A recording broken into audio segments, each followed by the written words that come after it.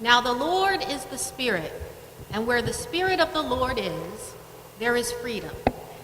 And all of us, with unveiled faces, seeing the glory of the Lord as though reflected in a mirror, are being transformed into the same image from one degree of glory to another. For this comes from the Lord, the Spirit. Second epistle reading, 2 Corinthians chapter 4, verses 1 through 2.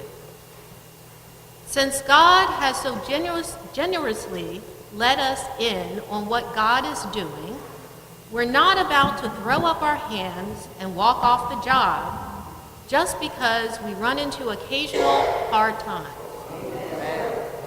We refuse to wear masks and play games.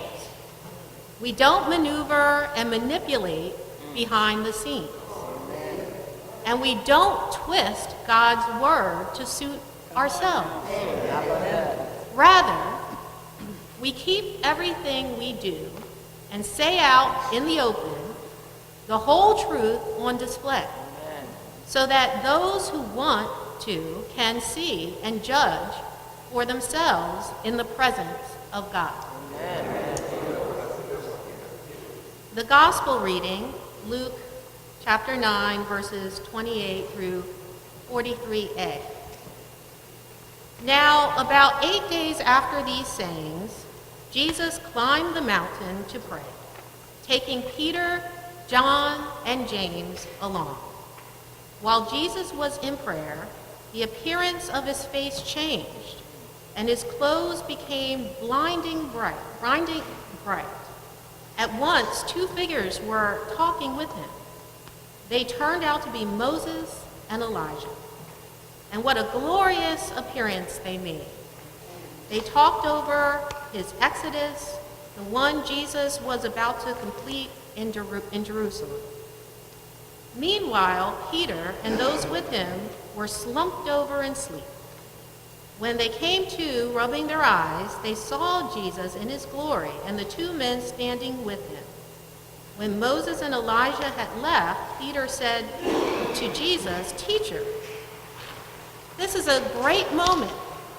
Let's build 3 monuments, one for you, one for Moses, and one for Elijah."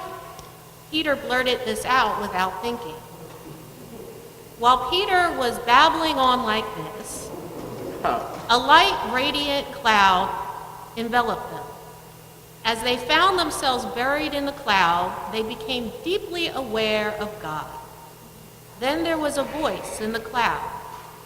"This is my son, the chosen. Listen to him."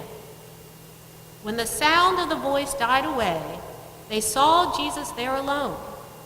They were silent, and they kept silence. They said not one thing to anyone during those days of what they had seen. When they came down off the mountain the next day, a big crowd was there to meet them. A man called from out of the crowd, Please, teacher, take a look at my son. He's my only child. Often a spirit seizes him. Suddenly he's screaming, throwing into convulsions, his mouth foaming. It mauls him and will scarcely leave him. I begged your disciples to deliver him, but they couldn't." Jesus said, "What a generation! No sense of God, no focus to your lives. How many times do I have to go over these things? How much longer do I have to put up with this? Bring your son here." Even while the boy was coming, the demon slammed him to the ground and threw him into convulsions. Jesus stepped in, ordered the vile spirit gone, healed the boy, and handed him back to his father. They all shook their heads in wonder, astonished at God's greatness, God's majestic greatness.